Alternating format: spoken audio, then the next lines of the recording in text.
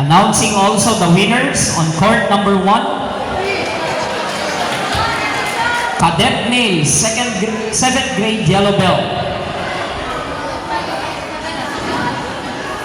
Silver, Anstin Jer Tapuro, Kabugao, Taekwondo Club. And gold, Rio Nicole de la Rosa, Bigan City Taekwondo Academy.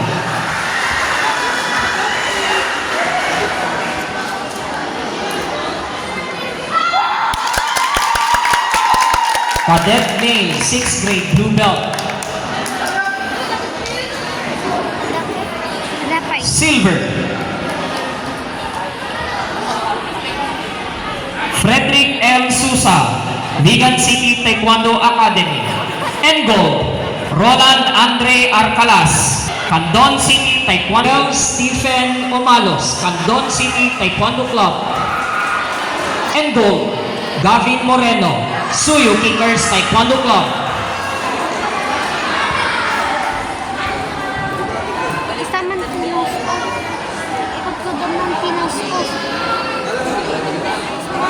Cadet male, 6th grade blue belt 3.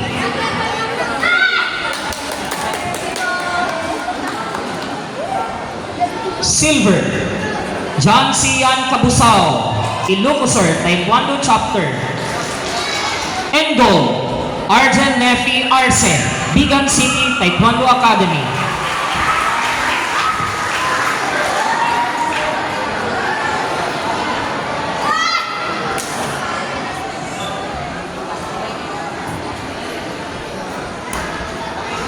Cadet male, 6th grade blue belt 4.